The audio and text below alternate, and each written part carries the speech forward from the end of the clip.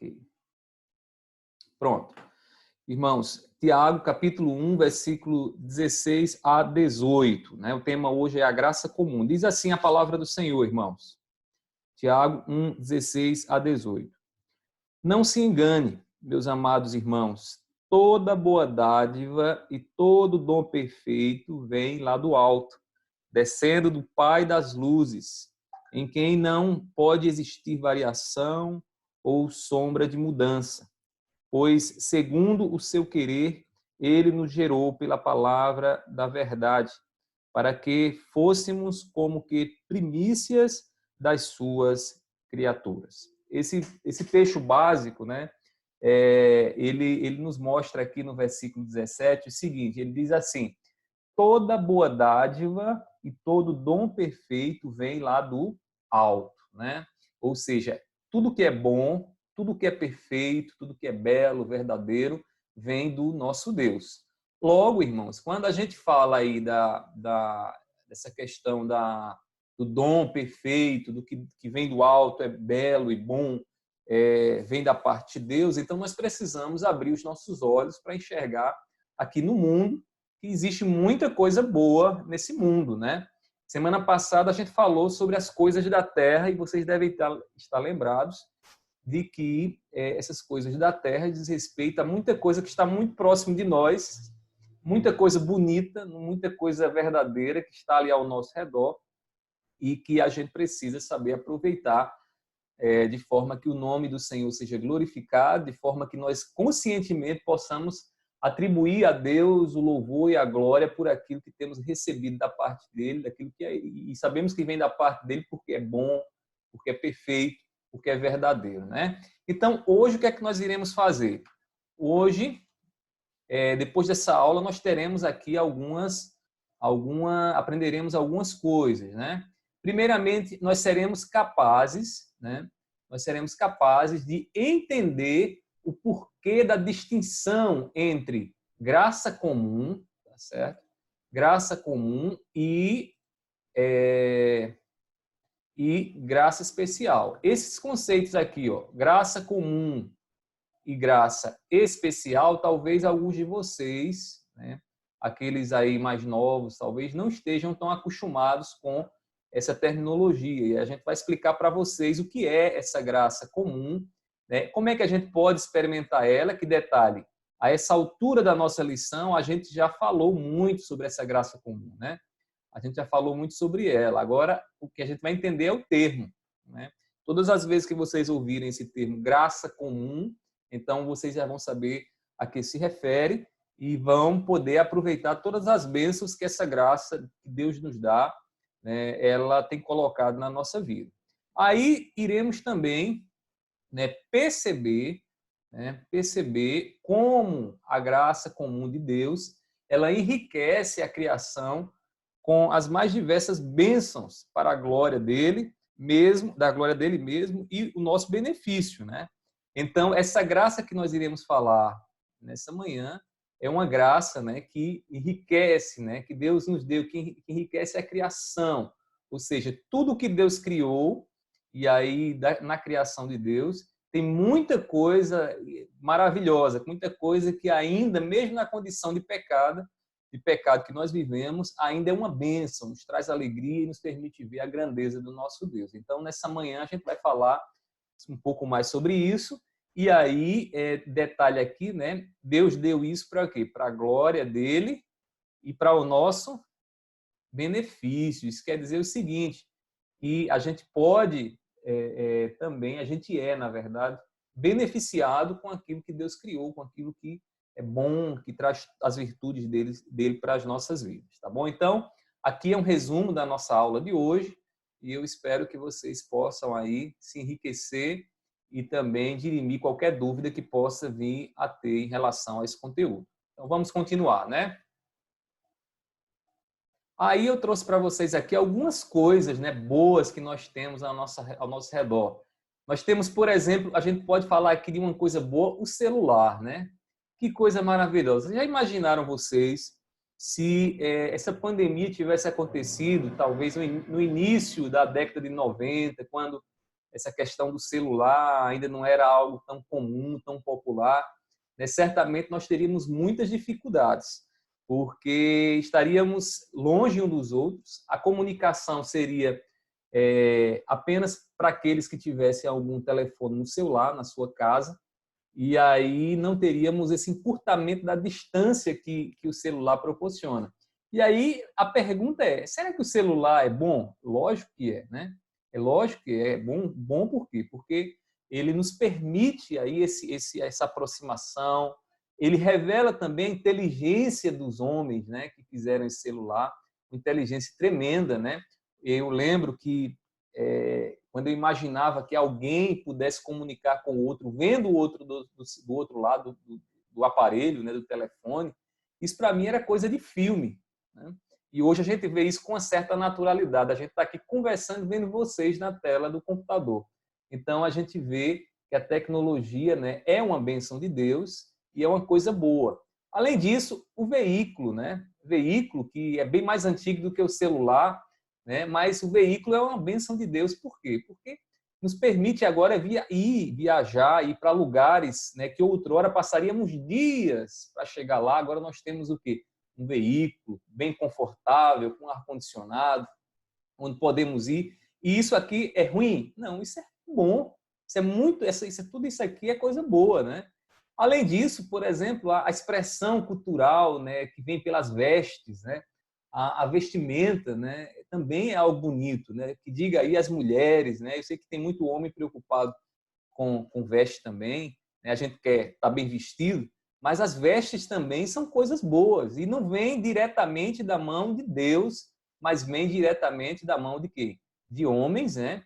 Que são o quê? Instrumentos de Deus para fazer o bem, né? E aí a gente precisa, diante dessas coisas boas, fazer aqui algumas perguntinhas. A primeira perguntinha que a gente faz, e aí depois vocês podem acompanhar lá na revista, é a seguinte: quantas dessas coisas foram criadas por cristãos devotos, né?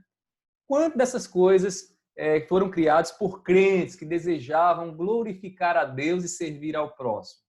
Será que essas coisas foram criadas realmente por cristãos, né? Por cristãos devotos? Será que foi um crente que um dia disse, olha, eu vou criar ali um celular e aí os crentes vão ser abençoados, né? Certamente não. Certamente pode até ter algum cristão que esteja envolvido ou que tenha se envolvido na criação de um celular, de um carro, de uma roupa, mas a gente sabe que muita coisa que nós temos conosco, que são coisas boas, não foram criadas por cristãos devotos, né? E outra coisa, também não foram criadas por pessoas que tinham na sua consciência o desejo de glorificar a Deus, né? Ou seja, não eram pessoas que tinham a consciência de que o que eles estavam fazendo era para a glória de Deus, né? E aí o que é que nós vemos nisso aqui? Nós vemos que muita coisa que usufruímos nessa vida, que são boas, não vem necessariamente da mão de pessoas cristãs, né? De pessoas que confessam a Deus, que seguem a Cristo Jesus, e isso já começa o quê? A abrir o nosso entendimento, porque aí a gente não fica bitolado, né? Olhando unicamente para o que os cristãos, né? Os servos de Deus, eles podem nos dar. Eu não estou dizendo aqui que um crente não pode criar coisa boa, muito pelo contrário, ele deveria criar coisa boa. Mas o que eu estou dizendo aqui é que a gente não pode achar que só crente é quem faz coisa boa. E a gente vai entender nessa manhã por que a gente deve pensar dessa forma. Outra perguntinha é a seguinte: o que capacita o homem em pecado, certo, a fazer coisas boas na arte, educação, ciência e política? Veja o que eu estou dizendo aqui, irmãos. Estou dizendo aqui, ó, que o que capacita o homem em pecado, né? O que é o homem em pecado? O homem no seu estado natural. O homem que não conhece, a Cristo, certo? Ou seja, o que é que capacita um homem que não conhece a Cristo, né, a fazer coisas boas? Essa é uma pergunta que a gente vai tentar responder para vocês aqui. Tentar não, vamos responder através dessa aula, nessa manhã. E aí a gente pode olhar para a arte, a gente pode olhar para a educação, para a ciência, para a política e outras áreas, né? E áreas afins e outras áreas, né?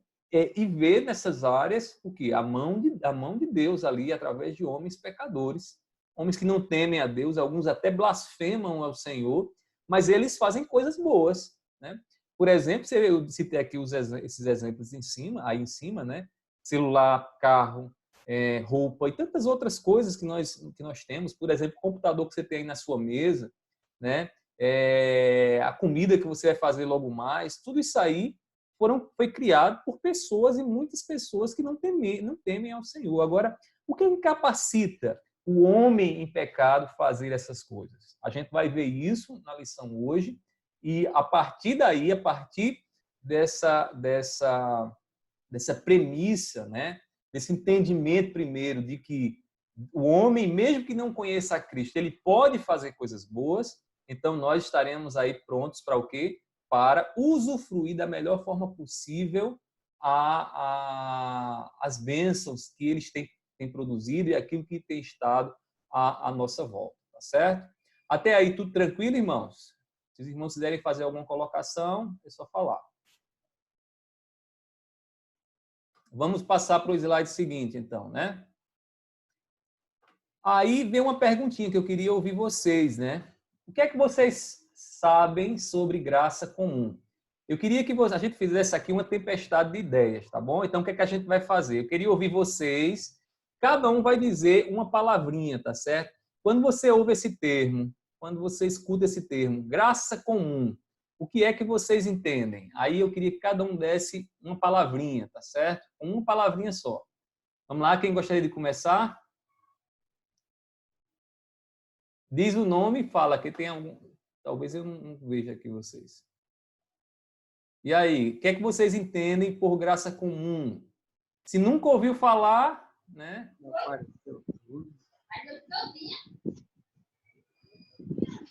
Vai lá, Joel. Assim, eu acho que a graça comum é, por exemplo, a chuva. Deus dá uma chuva sobre os ímpios e sobre nós, né? Uhum. Isso eu acho que do meu entender, eu acho que a chuva é uma graça comum. E vou colocar aqui bênção, tá certo? Eu vou escrever aqui para a gente poder, para facilitar a visualização. Bênção a todos, né? Pode ser assim?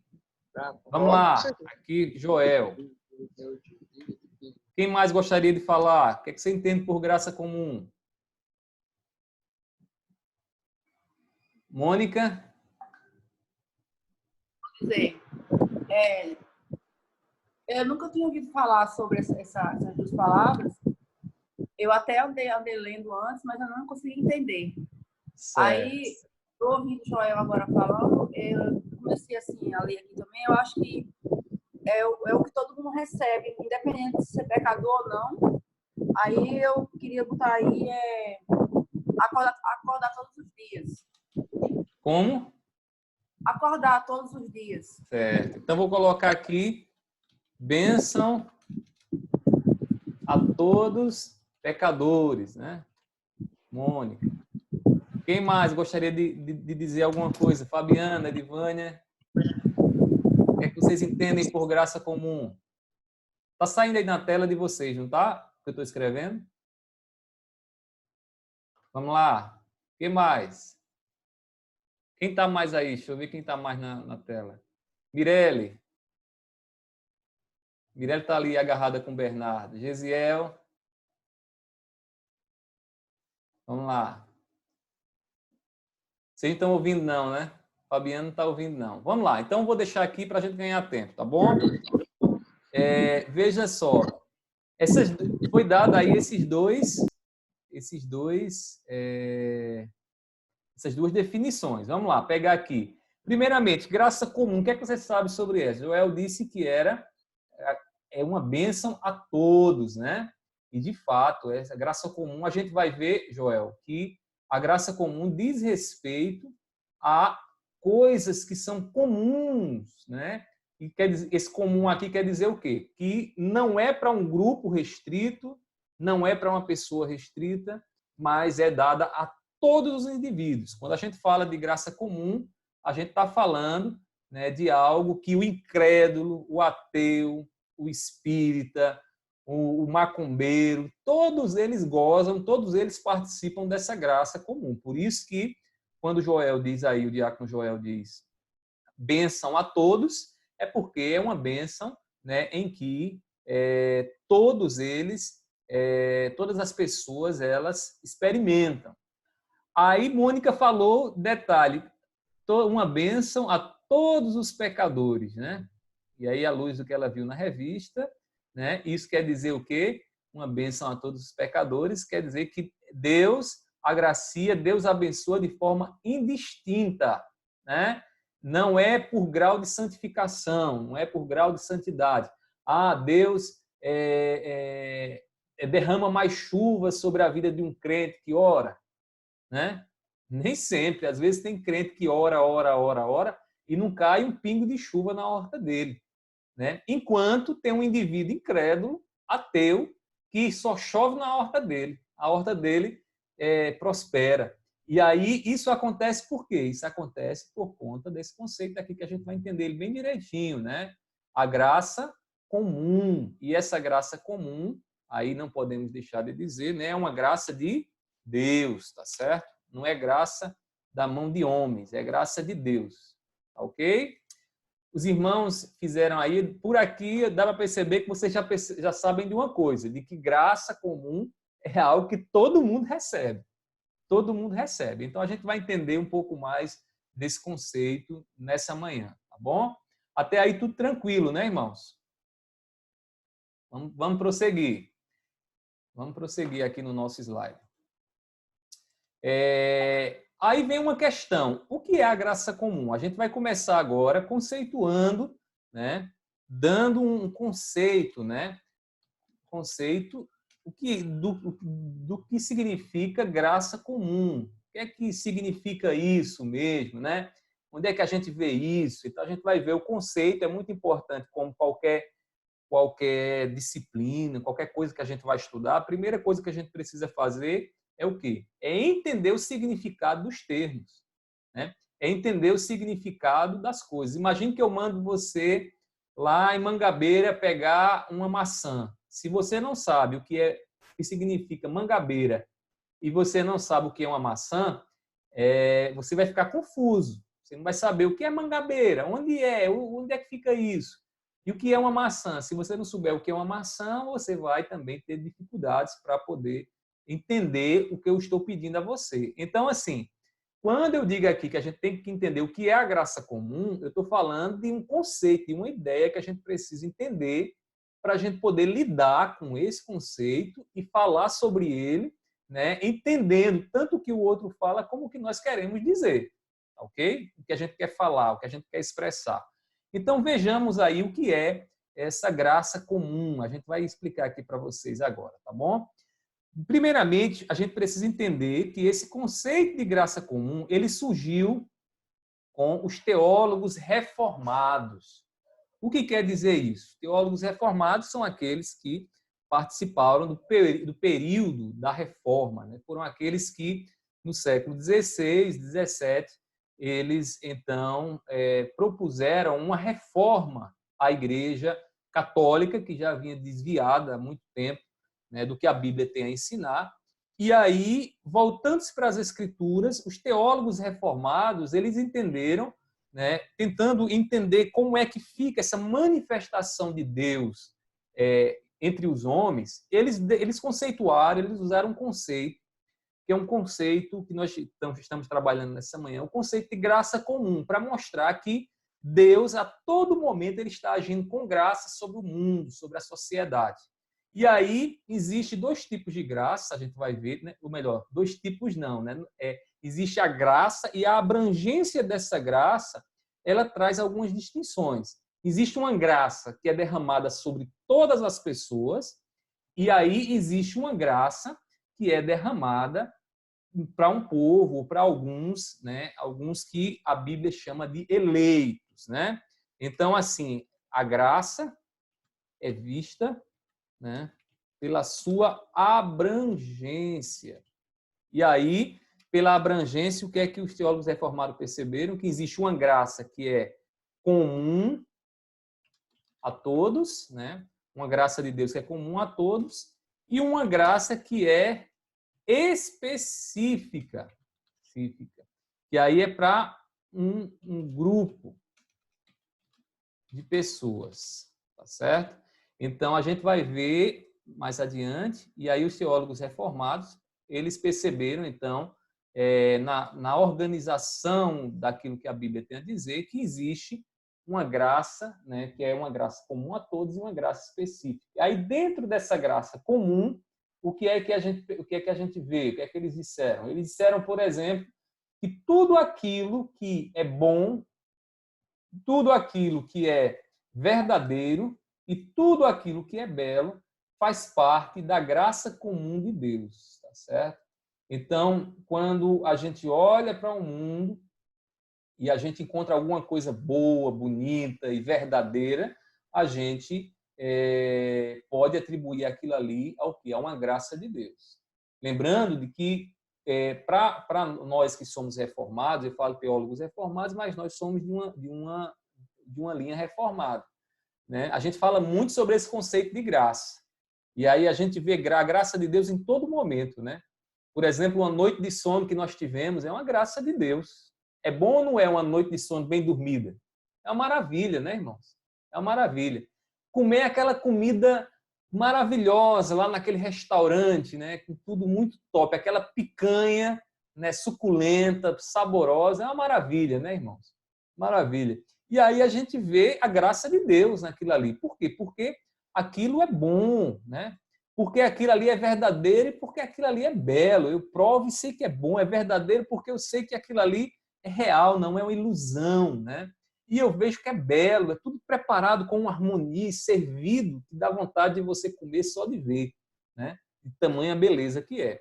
Então, o conceito de graça comum diz respeito ao quê? Diz respeito à bênção de Deus, o favor de Deus liberado a todos os homens, né? E dado a todos os homens, e que reflete a bondade, reflete a verdade e reflete a beleza de Deus, tá certo?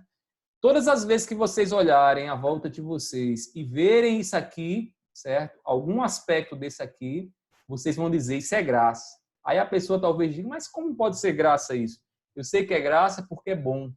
Eu sei que é graça porque é verdadeiro e eu sei que é graça porque é belo. Tá ok?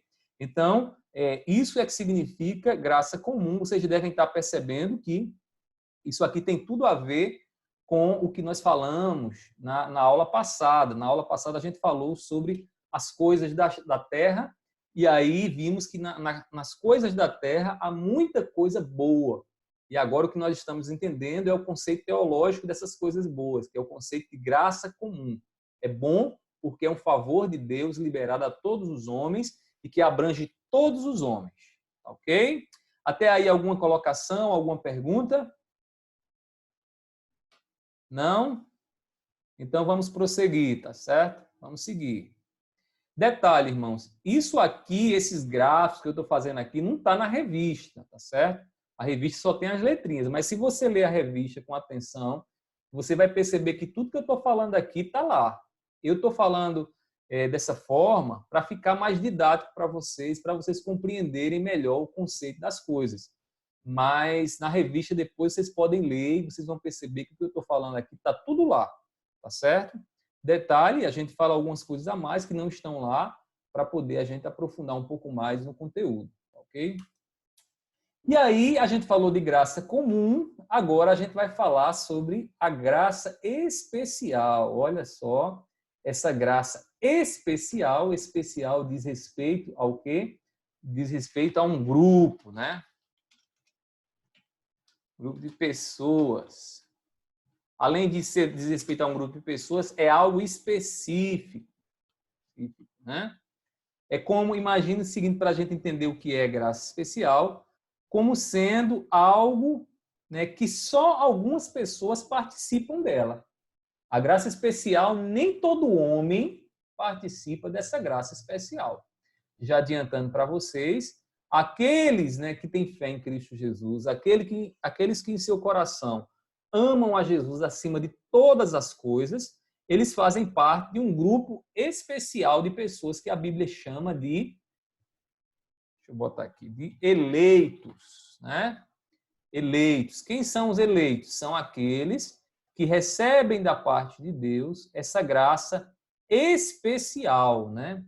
Essa graça especial. E aí, quando a gente fala de uma graça especial, de uma graça específica, é como aquele remédio que o doutor passa para você e só você pode tomar, né? Então, se é um remédio específico, todo mundo não pode tomar. Aquele remédio foi feito sob medida para você. Então, a graça especial que agora nós iremos entender, ela é uma graça, é um favor de Deus que é dado a um grupo específico de pessoas e esse grupo específico de pessoas recebe da parte de Deus essa bênção. Então, a gente vai entender agora esse segundo conceito que está aí no segundo ponto da nossa revista, tá bom? Aí vocês olhem aí na revistinha e acompanhem. Vamos entender agora o que é graça específica. Lembrando, né? Olha, faça essa relação. Falamos de graça comum, agora a gente vai falar de graça especial, de graça específica. E aí, o que é a graça especial? A graça especial é uma graça destinada à salvação dos eleitos do Senhor. Né?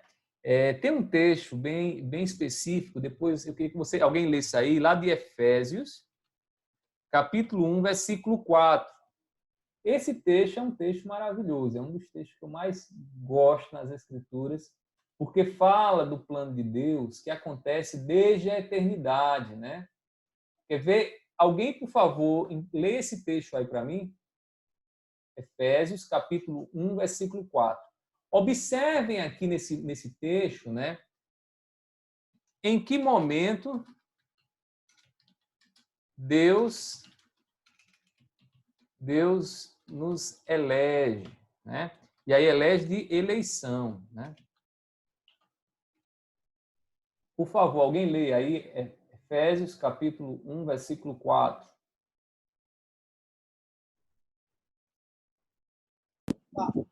Antes da criação do mundo, Deus já nos havia escolhido para sermos dele, por meio da nossa união com Cristo, a fim de pertencermos somente a Deus e nos apresentarmos diante dele sem culpa, por causa do seu amor por nós.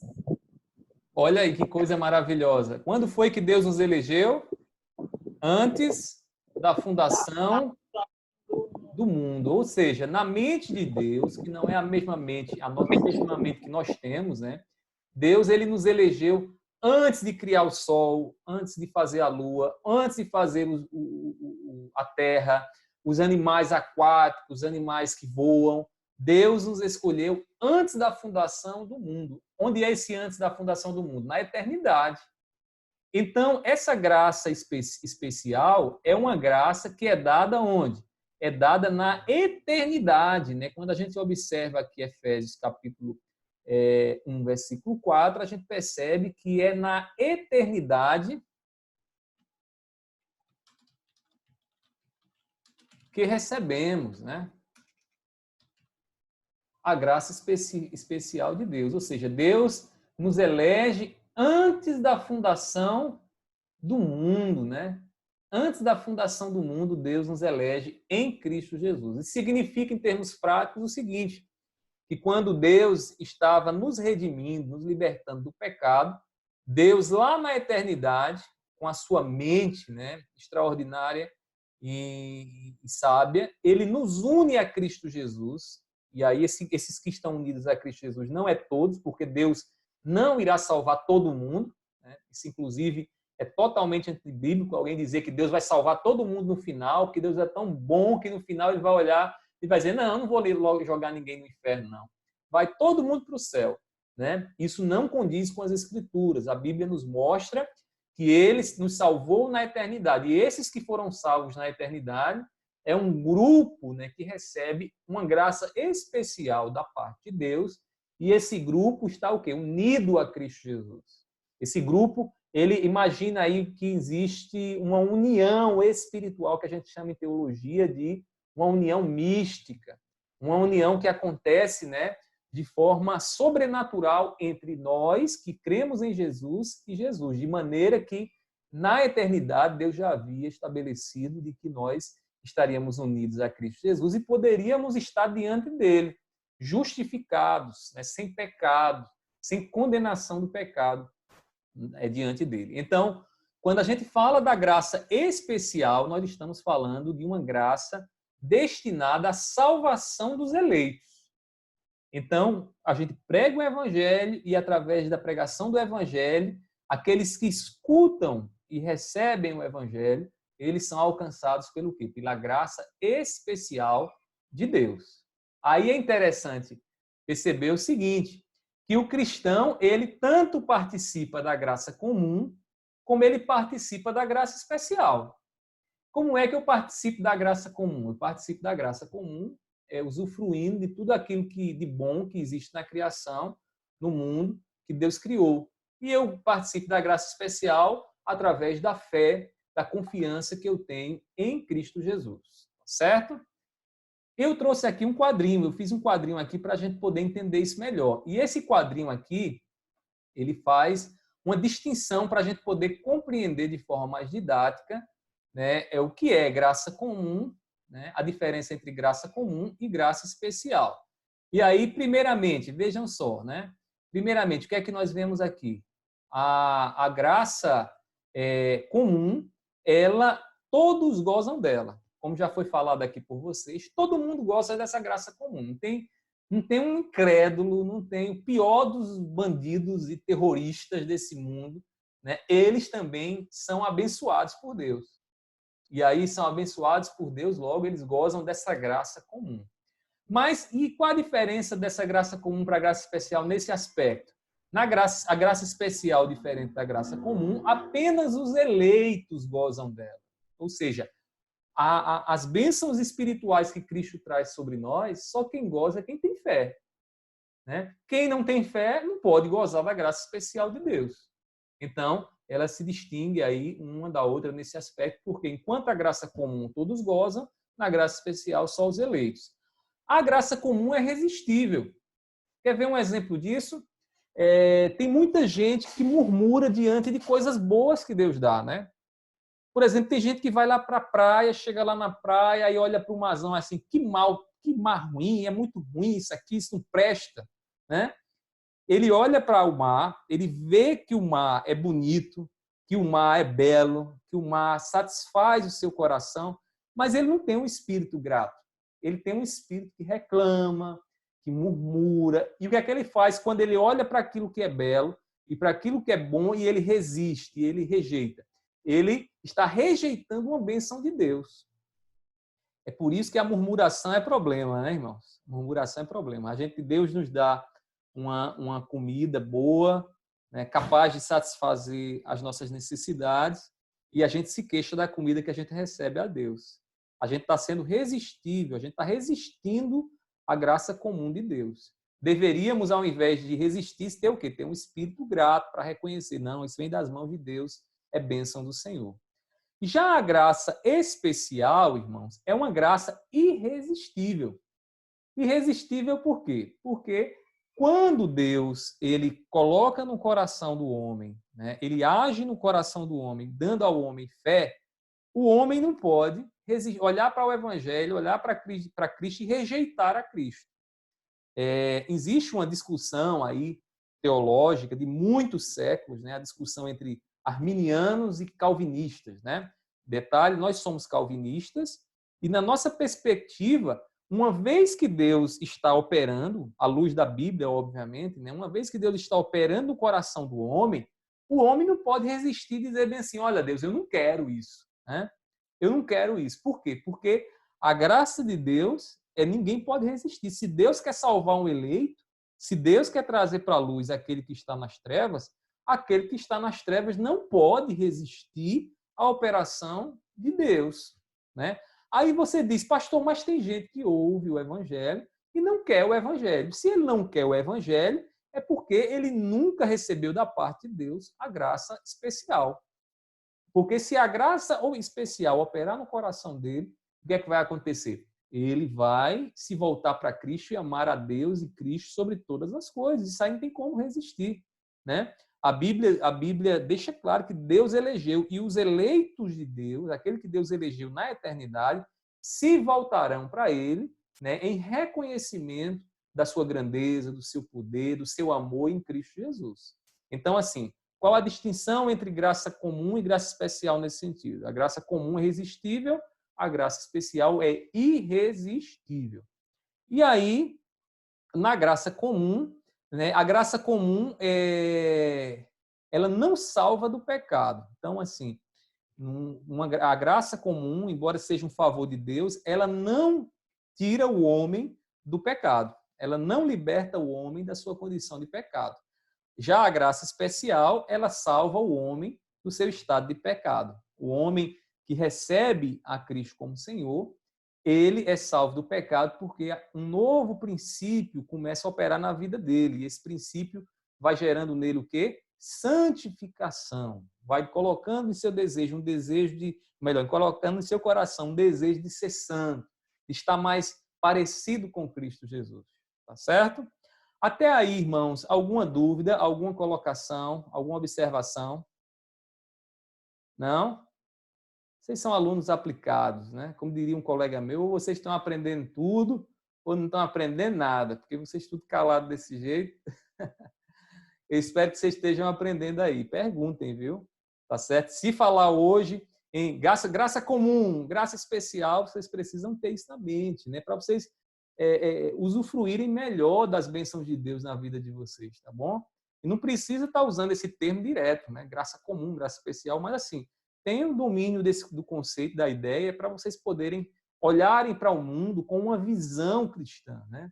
Então, na nossa cosmovisão como cristãos, a gente vê o mundo dessa forma. A gente vê o mundo entre aqueles que gozam, né, das bênçãos do Senhor, e uma bênção destinada a todos e uma bênção destinada a pessoas eleitas específicas que foram destinadas por Deus na eternidade para a salvação, que a gente chama de graça especial. Então vamos lá, vamos prosseguir aqui antes que vocês cochilem aí. Todo mundo tomou café da manhã?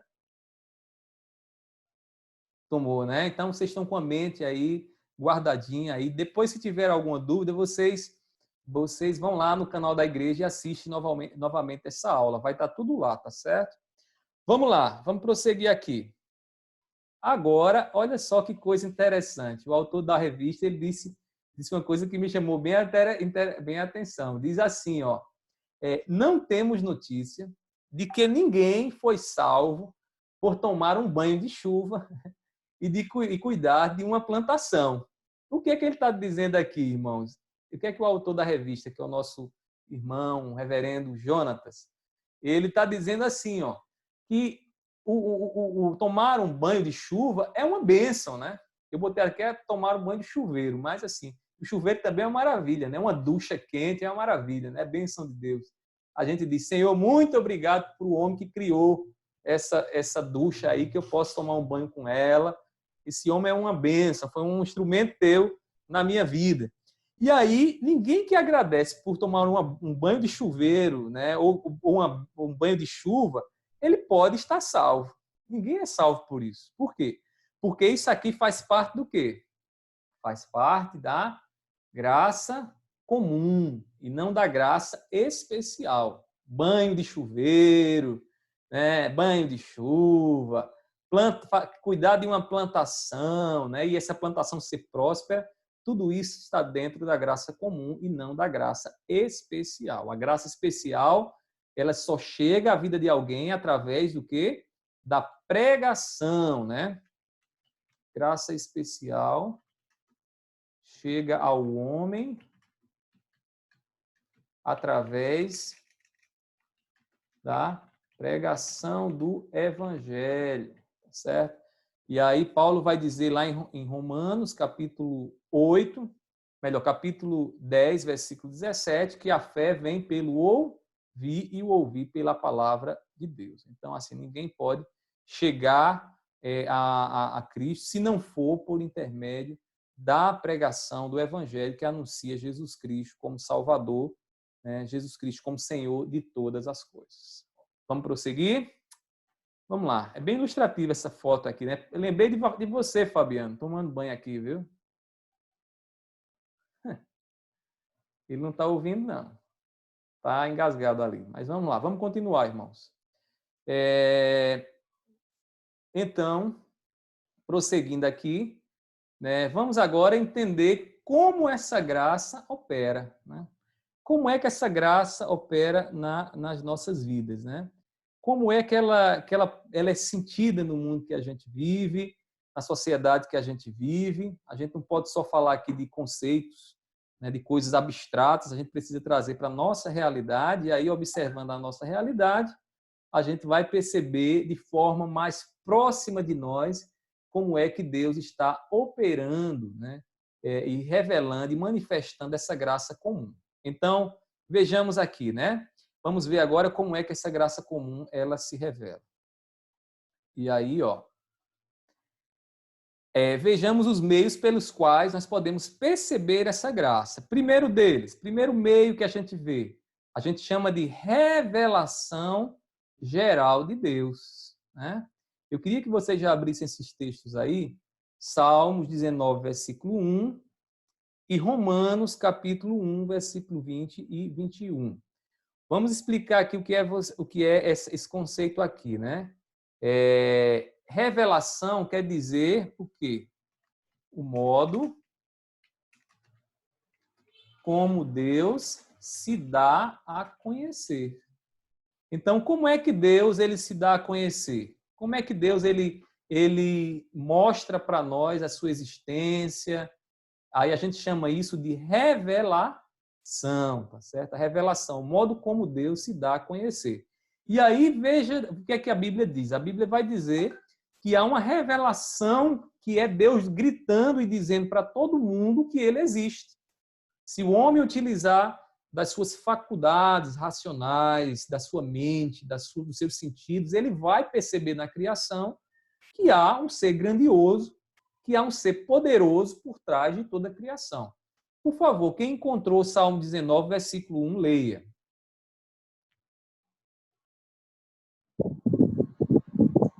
Os céus proclamam a glória de Deus e o firmamento anuncia as obras das suas mãos.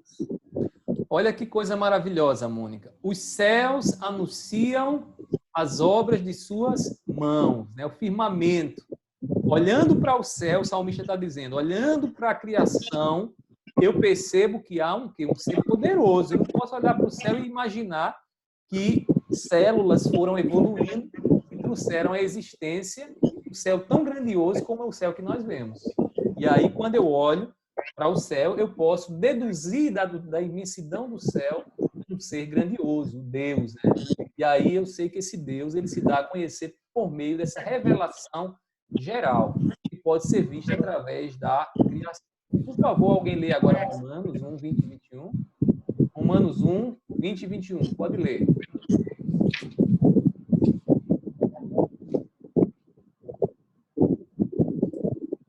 Pode ler quem encontrou. Romanos 1, 20 e 21. Deus, desde que Deus criou o mundo, as suas qualidades invisíveis, isto é, o seu poder eterno e a sua natureza divina, tem sido vista claramente.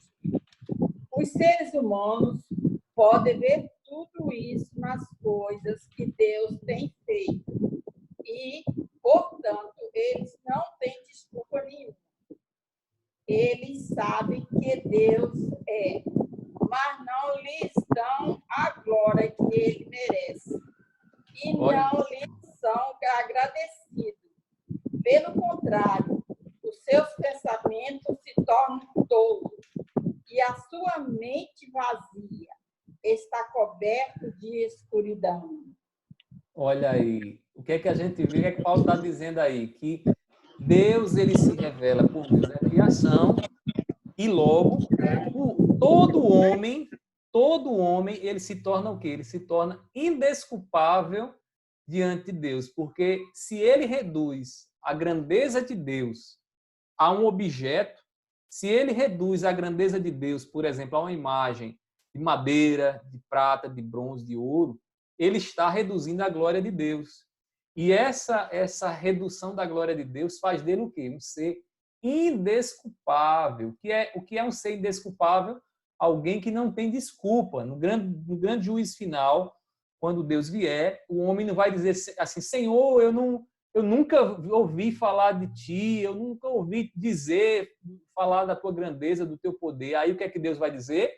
Você não olhou na criação, você não viu o tamanho da criação, por que você preferiu adorar a criação ao invés de um Criador que não está contido dentro da criação?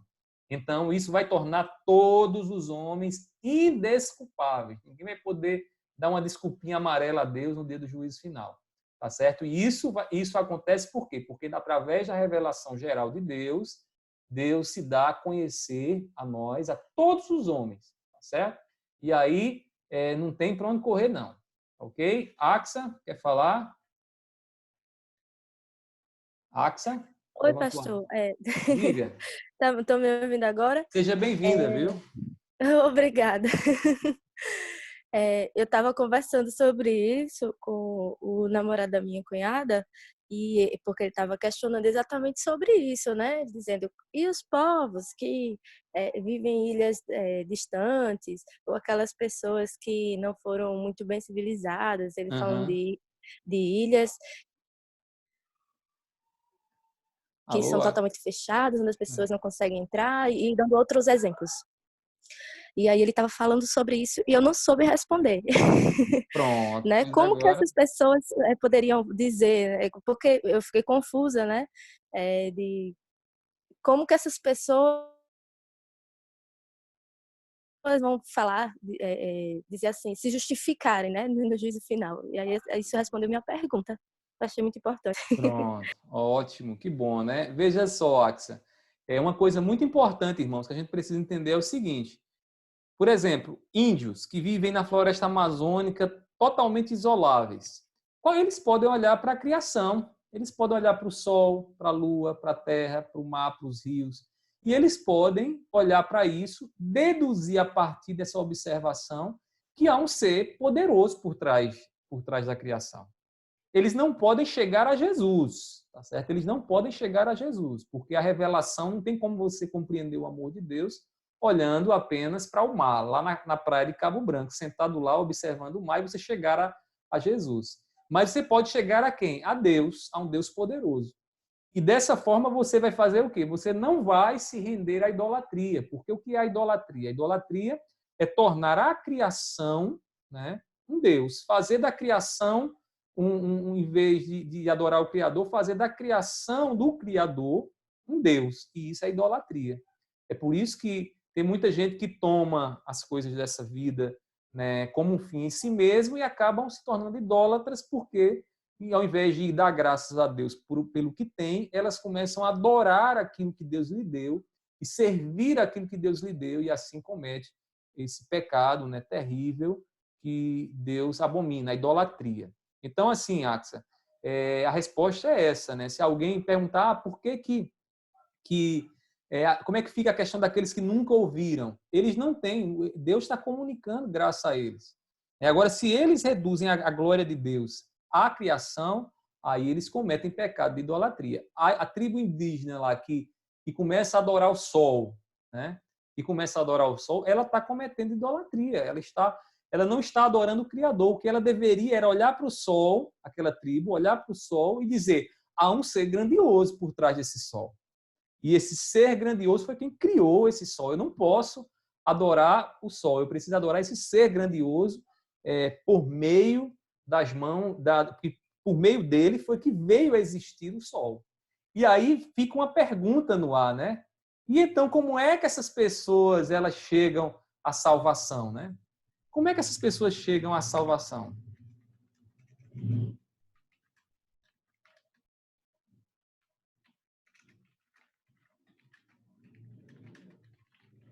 E aí Paulo vai dizer o quê? Paulo vai dizer, né? Como ouvirão se não há quem pregue, né? Ou seja, é aí que entra o papel de quem? O nosso papel como igreja. Pregar o evangelho de Cristo Jesus a estes povos que não conhecem a Jesus. Porque não há salvação se a pessoa não crê em Jesus. Não há. Aí você diz, e aí, pastor, mas a pessoa está lá crendo num Deus que não é o sol, não é nada da criação. Como é que fica a situação desses? Deus certamente dará a eles um sinal, né, e dará a eles condições de eles compreenderem o evangelho, seja levando alguém, seja comunicando, né, sei lá, das formas mais incomuns, né? Deus pode usar uma maneira para que o evangelho chegue até esses povos e esses povos possam se render a Cristo Jesus, se, claro, eles forem eleitos, estiverem dentro da graça específica de Deus, tá certo? Vamos lá. Além da revelação geral, o que é que nós vemos mais aqui? Que Deus ele revela a sua graça comum através dos governos, né? Ou seja, os governos que Deus estabelece aqui no mundo para governar a sociedade é uma revelação de quê? Da graça comum de Deus. Eu sei que falar de governos não é coisa fácil. Por quê? Porque, como todo governo humano, existem suas falhas, existem seus problemas, o pecado está lá corrompendo, né? Agora, vejam o que diz Romanos, capítulo 13, versículo 1 e 2. Por favor. Romanos, pode ler, 13, 1 e 2. Esse SS é o quê? É os seguintes, mas não precisa ler os seguintes, não. Basta ler só o 1 e o 2. É porque para vocês depois lerem em casa. Esse S quer dizer os versos seguintes. Todo homem esteja sujeito às autoridades superiores, porque não há autoridade que não proceda de Deus. E as autoridades que existem foram por ele instituídas. De modo que aquele que se opõe à autoridade resiste à ordem de Deus, e os que resistem trarão sobre si mesmos condenação.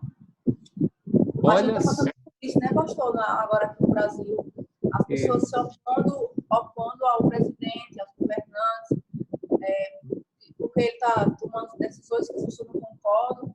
Aí estão jogando assim, o presidente como governador. Vamos explicar bem aqui essa questão. Veja só. O que Paulo está dizendo é o seguinte, que as autoridades é Deus quem estabelece. Porque quem é a autoridade das autoridades?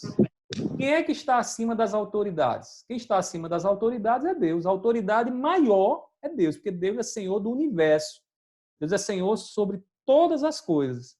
Então, Paulo está dizendo o seguinte, que toda autoridade procede de Deus. Quando alguém recebe um cargo de liderança, por exemplo, o presidente da República, ele recebe a responsabilidade de falar em nome da nação, essa função, esse papel, quem dá é Deus. É Deus quem dá. Agora vem a questão, né? É Deus quem dá, mas será que tudo o que o presidente diz a gente tem que obedecer?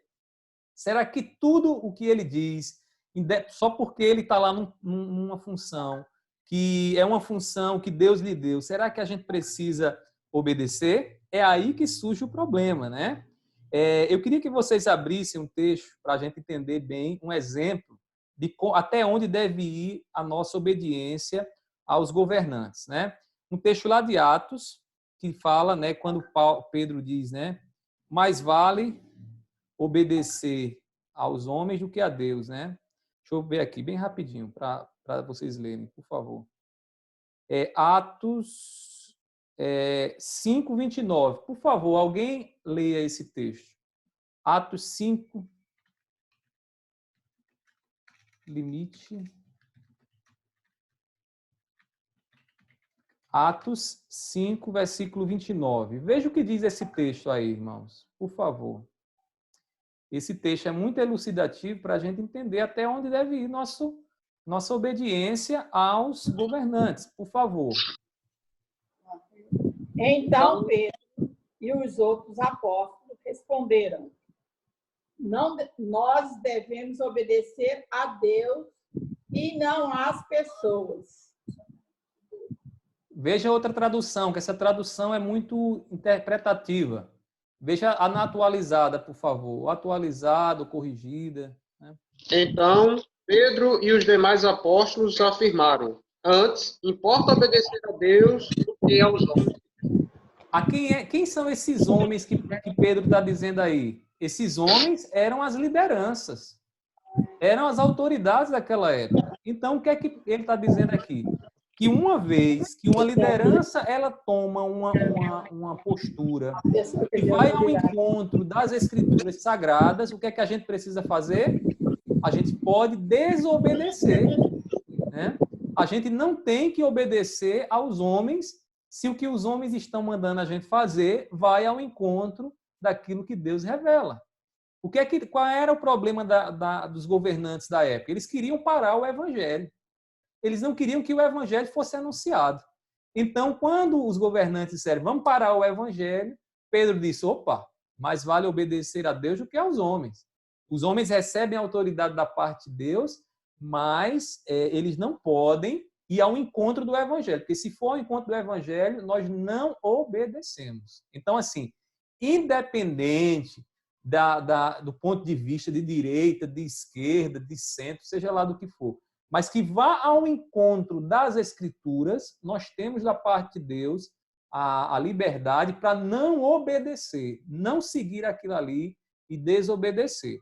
Agora sim, aqui cabe algumas ressalvas. A gente precisa ter cuidado, porque às vezes a gente critica de forma indistinta governantes, certo? Seja eles de que lado for, e a gente precisa fazer o quê? Ponderar, avaliar e perguntar até que ponto isso aqui está de acordo com a palavra de Deus, né? E aí fazer a crítica.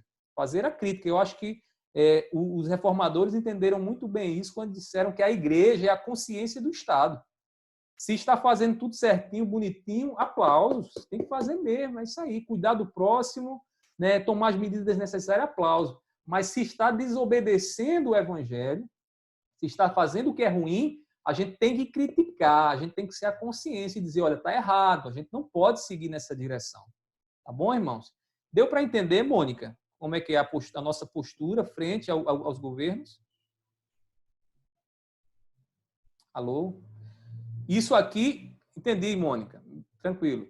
Isso aqui, irmãos, é para nós refletirmos, tá bom? E a gente precisa ter cuidado para não sair aí, porque eu não votei em Bolsonaro, vou criticar ele. Eu não votei em fulano. Não é assim, não. Não é esse o critério que a Bíblia nos dá.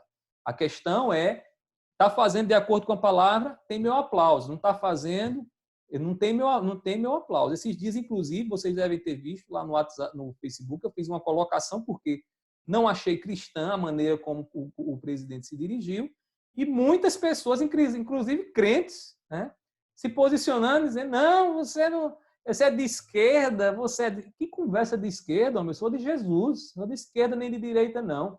Eu quero é que faça a coisa de acordo com a palavra. E se não estiver de acordo com a palavra, né, eu descarto. É mal, é ruim, não tem como eu aceitar isso. Então, assim, a gente tem que ter só o cuidado para que as nossas paixões políticas, né, por um partido A, ou B ou C, não venha tomar a dianteira do evangelho e a gente acabar arrumando problemas e caindo no campo das discussões políticas partidárias que não tem nada a ver aqui com o evangelho, porque o evangelho está acima disso. O evangelho é consciência da política. Ou faz certo ou não terá aprovação do evangelho. E a gente precisa se posicionar nessa posição. Tá ok, irmãos? E aí, além disso, o que é que nós vemos mais? A opinião pública, né?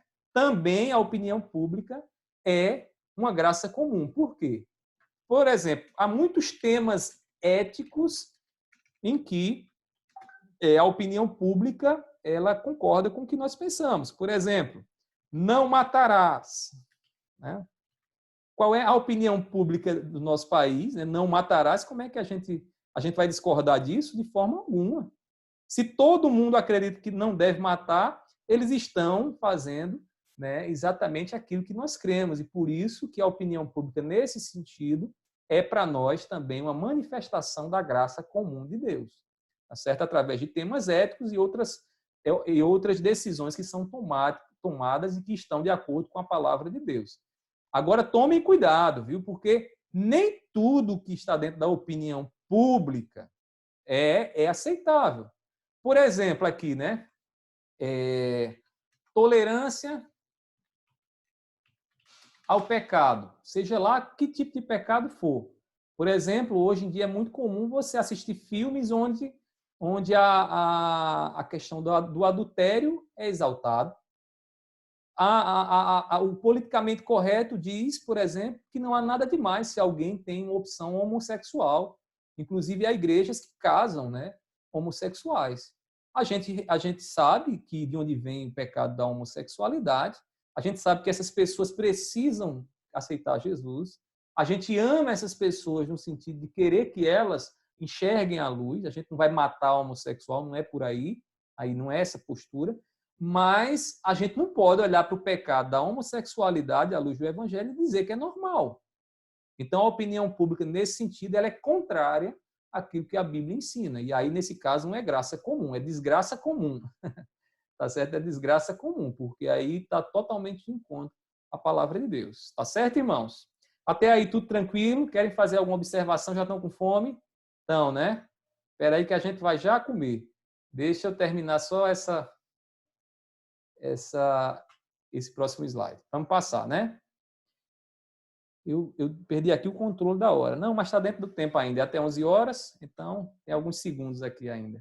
Para a gente encerrar, né? Quais os frutos ou as bênçãos da graça comum? Então, agora a gente vai ver como essa graça comum, a gente pode perceber e sentir as bênçãos dessa graça comum.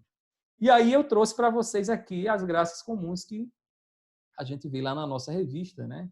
Primeira delas, a gente vai ver aqui primeiro, né, a bênção, e depois a gente vai ver o efeito dessa bênção, como é que a gente sente essa bênção no nosso dia a dia. E aí, primeiramente, a suspensão do juízo divino, né? O que é a suspensão do juízo divino? Deus, embora veja o pecado na sociedade entre nós, Deus ele não condena, ele não derrama sua ira final sobre o pecado dos homens. Tem gente aqui no mundo que está fazendo pecado, está cometendo pecado e continua vivo, continua sendo abençoado, continua recebendo da parte de Deus graça. Então, assim, a suspensão do juízo é Deus não derramar a sua ira de imediato sobre todos os homens, tá certo? Sobre todos os homens, por quê? Porque todo homem é pecador. Deus, ele faz o quê? Ele tolera, ele age com paciência em relação ao pecado, em relação àquilo que o homem tem cometido, que vai ao encontro da lei dele. Por favor, alguém leia aí o texto de Romanos, capítulo 2, versículo 4. Veja o que é que a Bíblia diz. Ou despreza a riqueza da sua bondade e tolerância e longanimidade, ignorando que a bondade de Deus é que te conduz ao arrependimento. Olha aí, ou ignora a paciência de Deus, né? É algo mais ou menos assim que Paulo está falando aí, irmãos. Ele está dizendo, Deus olha para o pecado do homem e diz bem assim, homem, você está cometendo esse pecado, se arrependa dele, porque se você continuar dessa forma, você vai estar debaixo de juízo no dia do juízo final, toda a ira vai ser derramada sobre você. Mas Deus não faz isso agora. Deus vai dizer, olha, eu vou lhe dar mais essa oportunidade, vou lhe dar mais essa oportunidade. Deus vai dando oportunidade ao indivíduo, até que ele possa o quê? Se arrepender. Se arrepender. Então, no dia que ele se arrepende de verdade, crê em Jesus, ele recebe agora um novo princípio que vem da parte de Deus, que opera em seu coração para que ele possa amar a Jesus e viver para Cristo Jesus. E isso acontece, essa paciência de Deus acontece com um propósito, que o homem se arrependa, que o homem receba a salvação, tá certo? Então, isso é bênção da graça divina. Já imaginou se todas as vezes que a gente cometesse um pecado, Deus derramar seu juízo eterno sobre nós, né? Então, assim, a gente vê que aqui nesse mundo, nem sempre Deus está lá castigando de imediato, porque castigo vai ter sobre todo pecado, mas Deus não castiga de imediato o pecado dos homens, né? Então, isso é um efeito da suspensão do juízo divino. Além disso, o que é que nós vemos mais? A restrição do pecado. O que é que Deus faz? Isso é graça comum. Deus freia. Deus pisa no freio. E aí, quando Deus pisa no freio, né, no coração do homem, o homem não comete pecados em toda a sua potencialidade. O pecado é terrível. Já imaginou se o homem fosse cometer todas as maldades que tem no seu coração geradas pelo pecado? Mas o homem não faz isso. O homem, por mais terrível que seja, ele ainda consegue fazer alguma coisa boa. E aí a gente vê que Deus ele freia o pecado no coração do homem. Veja o que diz Gênesis, capítulo 20, versículo 6. Pode ler aí quem encontrou. Respondeu-lhe Deus em sonho. Pensei que com sinceridade do coração fizesse isso. Daí o ter impedido eu pecares contra mim e não te permiti que a tocasses. Ou seja, o que é que nós vemos nesse verso? Deus aí dominando o coração do homem, para que o homem não avance em pecado, não venha cometer pecado, porque Deus é quem freia, Deus põe freios. Como é que Deus põe freios na sociedade? Através de leis, né? Já observaram isso? Para que é que serve a lei? A lei serve para frear o coração corrupto do homem.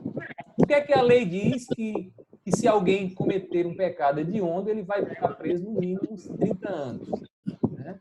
Porque se o homem olha para a pena da lei e diz assim, opa, eu não vou fazer isso. E aí ele sente o quê? O freio de Deus. Deus freando no coração dele o pecado, a ação do pecado. Isso é o quê? É graça comum de Deus. É Deus, pela sua graça, pisando ali no freio para que o homem não cometa o pecado com todo o seu potencial que ele tem de cometer. Além disso, o que mais? A prática do bem comum, né? E aí, o que é que nós vemos? Que pessoas boas, melhor, pessoas pecadoras fazem o bem. Né? Por exemplo, pessoas que estão nesse momento dando comida àqueles que estão nas ruas. O cara não é cristão, inclusive professa talvez até uma outra fé em alguma outra coisa que ele acredita, está movendo o seu coração para fazer isso. Essa pessoa é uma pecadora distante de Deus, mas está fazendo bem. E aí, por que ela está fazendo bem? Graça comum de Deus. É Deus ali permitindo e agindo para que aquela pessoa faça o bem sobre o seu semelhante. Além disso, o que mais? O gozo das bênçãos naturais, né? Que bênçãos naturais são essas, né? Praia, carne, né? Ou coisa boa, chuva que cai. Sabe aquela melancia colhida na horta? Que você vai lá no quintal de casa, pega ela e diz, rapaz, eu plantei essa melancia. É bem docinha, parece mel na boca, né? Isso é o quê? Bênçãos naturais, bênçãos da criação. E essas bênçãos nos revelam o quê? A graça comum de Deus. Veja aí Mateus 5, versículo 45, por favor. 5:45. Filhos do vosso Pai Celeste, porque ele faz nascer o seu sol sobre maus e bons, e vi chuva sobre justos e injustos. A chuva só cai na horta do crente? De jeito nenhum. A chuva também cai na horta do incrédulo. E aí, isso é o quê? Bênção natural de Deus, que revela, aqui hoje nós estamos aprendendo, revela o quê? A graça comum de Deus, né? A graça comum de Deus. É uma maravilha, né? Aquela chuvinha boa que vai refrescando, refrigerando a gente, né? E aí, para a gente encerrar, o mundo ele produz coisas boas. E aí a gente viu, voltando lá para o início de tudo, que coisas como ciência, tecnologia e arte, né? E entre outras coisas, o homem sem Deus, o homem incrédulo, ele pode criar essas coisas. E essas coisas não são ruins. A gente está agora nesse embate para que os homens consigam criar uma vacina que possa conter o avanço desse vírus, o coronavírus ou Covid-19. Né? O que é isso? Isso é ciência. Né? O homem usando aqui a ciência, usando as faculdades racionais para dominar assim a criação, né? E governar a criação que Deus lhe deu. Ciência. Né? E essa ciência, muito dela é produzido por pessoas que não são cristãs, pessoas incrédulas. Então, a gente vê que o mundo produz coisas boas e graças a Deus por isso. Tá certo, irmãos? Amém? Alguma dúvida aqui? Não? Se tiver, depois leiam lá a revista e nos fale, tá bom? Então, vamos para a nossa etapa final agora, para os finalmente, tá bom? Primeiro, algumas aplicações. Primeira, perceba e goze as coisas boas à sua volta como uma manifestação da graça de Deus. né? Então, eu espero que depois do que vocês ouviram nessa manhã, vocês não só percebam, né? Não só vejam quantas coisas boas Deus tem colocado ao lado de vocês, mas vocês gozem, usufrutem, né? Dessas coisas que Deus tem colocado diante de vocês. Daqui a pouco vocês vão estar tomando aquela Coca-Cola geladinha, né? Descendo aí, queimando a garganta, né? Embora tem gente que não toma, mas assim, quem toma sabe, né? Que a bichinha é boa, né? A bichinha é boa, dá uma sensação maravilhosa, né? Goze ela, agradeça a Deus, Senhor, muito obrigado por essa Coca-Cola maravilhosa. Ou então, quem sabe, aquele almoço saboroso que o seu marido, sua esposa preparou para você, e você vai dizer, oh, meu Deus, graças a Deus pela sabedoria culinária que o Senhor deu ao meu marido e à minha esposa. E aí você vai usufruir disso, né? Tem tanta coisa maravilhosa que Deus tem nos dado e a gente não pode deixar de gozar essas coisas, irmãos. A gente tem que usufruir como a Bíblia nos ensina, como Jesus nos ensina. Axa? Ô, pastor,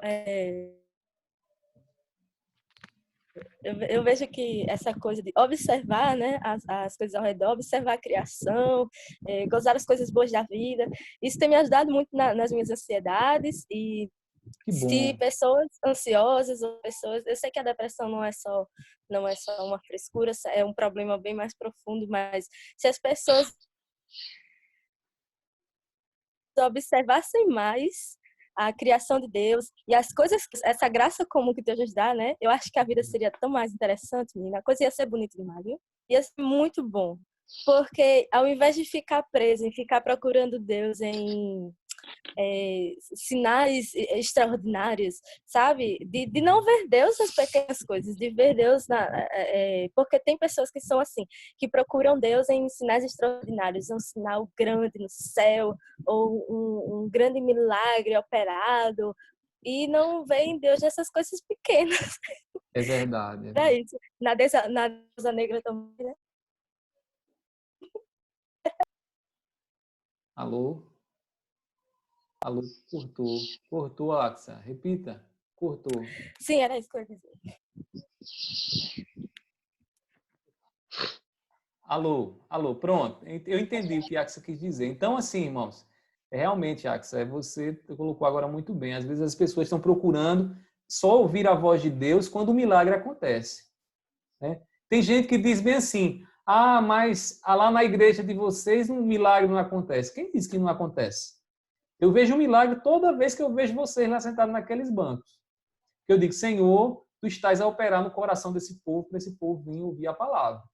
Isso não é um milagre, não? É óbvio que é um milagre. É óbvio que é a mão de Deus, porque naturalmente vocês prefeririam estar em casa, deitado, sei lá, assistindo qualquer coisa, uma série lá no Netflix, né? Vendo a La Casa de Papel, né? Então, vocês estão lá na igreja, vocês estão aqui nessa manhã participando dessa escola dominical. Então, eu vejo graça de Deus em tudo isso. Olho à minha volta, vejo a minha família, vejo os livramentos que eu tenho passado, e tudo isso é o que? Graça de Deus. E certamente, irmãos, aqueles que vivem com o espírito abatido, depressivos, deprimidos, sejam mais gratos, agradeçam mais por aquilo que Deus tem dado a vocês. Essa lição nessa manhã é para dar consciência a vocês do que Deus tem dado à vida de vocês. É Deus dizendo bem assim, olha, eu estou dando coisas a você está procurando, focando em outras coisas, mas tem coisas ao teu redor tão belas e tão extraordinárias que você não está percebendo, e a minha mão agindo sobre você. Então, é isso que Deus está falando nessa lição para nós. E a gente precisa entender isso para não passar nesse mundo. Quando chegar lá no céu, Deus vai dizer, rapaz, eu coloquei tanta coisa ao teu lado, tanta coisa boa ao teu lado, aí tu vai dizer bem assim, Senhor, e eu ficava pensando em outras coisas. Eu ficava pensando em ver a tua mão, a tua voz como voz de trovão, quando o Senhor tinha colocado lá um filho tão bonito, uma filha tão bonita, para eu poder gozar, me alegrar, me satisfazer com ele, com ela, né? Assim, me satisfazer, entenda, né? Gozar a alegria de tê-la ao meu lado e agradecer a Deus por ter Deus nos dado os nossos filhos. Então, assim, irmãos, a gente precisa perceber e gozar e se alegrar daquilo que Deus tem nos dado, tá bom? E aí, para encerrar aqui, assumam a consciência de como a graça de Deus tem abençoado a nossa vida em sociedade, né? Agradeça a Deus por isso. Eu sei que a gente está vivendo esse momento agora que mais do que nunca está demandando de nós pensar em sociedade, né? A gente não pode pensar de forma isolada, a gente tem que pensar no outro. Eu não vou sair da minha casa porque eu posso contagiar o outro com esse vírus. Então, a gente está agindo em sociedade e a gente precisa perceber a graça de Deus, né? Que nós estamos sendo sobre a vida daqueles que, nesse momento, estão correndo risco, vulneráveis a esse vírus. Então, que Deus infunda, que Deus coloque, que Deus guarde em nossos corações esse ensinamento nessa manhã e que a gente possa, agora, tomar consciência dessa graça comum, pelo menos com essa terminologia, de que Deus tem nos abençoado e que Deus está conosco em todo instante. Amém, irmãos? Então, a gente encerra aqui a nossa aula hoje. Eu vou abrir agora para a gente fazer algumas colocações, algumas perguntas, né, se os irmãos tiverem, tá certo? Para a gente poder conversar. Ok, irmãos?